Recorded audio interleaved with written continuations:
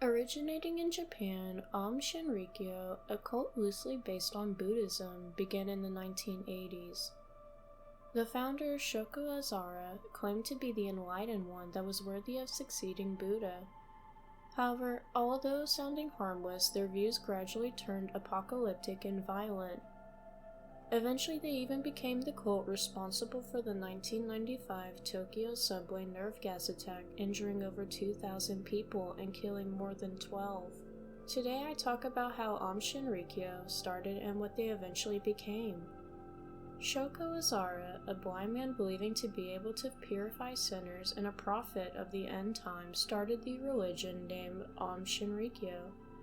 In the beginning, he believed to be a successor of Buddha and therefore tried to recruit the brightest minds such as college graduates and professionals. In fact, they recruited many young scholars aspiring to be scientists and engineers that became very useful to their cause. However, Shoko Azara, although known as being very charismatic and intelligent, had a change of heart. In fact, he started to invent shortcuts to reach this enlightened path, manipulating students to buy certain items that would turn out to be scams. Then later he started to believe that he was actually the incarnation of Shiva, the Indian god of destruction, meant to rule Japan as its king and slowly dominate the world. Following that, unfortunately for the previous members, it was too late to escape the path they were led on. Really, the group used methods of mind control, rituals, violence, blackmail, and psychedelic drugs to intimidate members to behave. 8 years later, members were being executed and hunted down when they tried to run from the organization. There were various methods of killing. Some were strangled to death, beat to death, suffered blunt force trauma, and more. People that tried to fight against them, such as lawyers, were killed along with their innocent families in a crude execution style to send a message. Though to Azara, the killing of opposing individuals was excused as cleaning karma, and he didn't really mind the use of mass destruction to succeed. Surprisingly, their methods of intimidation seemed to work in their favor. The cult by 1995 was worth $1.5 billion and had over 10,000 adherents in Japan and more than 50,000 across the world. Additionally, they started to expand and get property in other lands such as Russia and Australia. Also, most importantly, they obtained chemical and biological weapon laboratories that aided them in their biological mass destruction. Indeed, they found hidden allies in the military and crime world, helping them gain even more weapons such as wiretapping devices.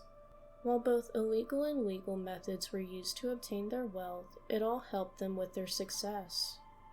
Nevertheless, their biggest attack was gradually edging closer. Experimenting with deadly chemicals such as sarin gas in local neighborhoods, killing people in the process, it seemed Azara had something bigger planned. Indeed, he really did, because on March 20th, 1995 on a Tokyo subway, the group injured over 2,000 people and killed over 12. Whether instantaneously or over time using nerve gas. Azara had selected 5 of his most talented members to board 5 trains that would all meet at Kasumigaseki, the power center of Japan. Where they were to strike and paralyze Japan, it is unclear the exact motive behind the nerve gas attack, but it did not end well for Aum Shinrikyo. Overall, after this shocking attack, more than 200 members were arrested, and Azara was sentenced to death, others dying along with the cause. Some conspiracies say that Azara's true goal was to start the apocalypse by destabilizing the Japanese government with terrorist attacks and using chemical weapons against the world. Perhaps by using anthrax and botulin or trying to obtain Ebola samples to spread across the world, he would cause sickness and chaos. Not only that, but bribing Russia for weapons and stealing documents from Tesla to try and create a weapon to stimulate earthquakes. On the other hand, maybe Shoko Azara was framed and wasn't truly responsible. Nonetheless, we will never know truly if any of these conspiracies are true. All we really know is how much damage was caused by these attacks. To conclude the summary of Aum Shinrikyo, it was a religion-based group founded by Shoko Azara. Believing to be enlightened and able to help others along the path of righteousness, he advertised and expected people to buy products that would lead them along the way of his beliefs. Becoming more violent, they were held responsible for many attacks on neighborhoods, opposing citizens and members who tried to escape. Additionally, although they found support along the way and were very financially successful, it all seemed to come to a halt after the 1995 Tokyo nerve gas attack. Some members may still be active, but other members have died for their cause along with Azara, who was sentenced to death for the violent crimes committed by the group he created.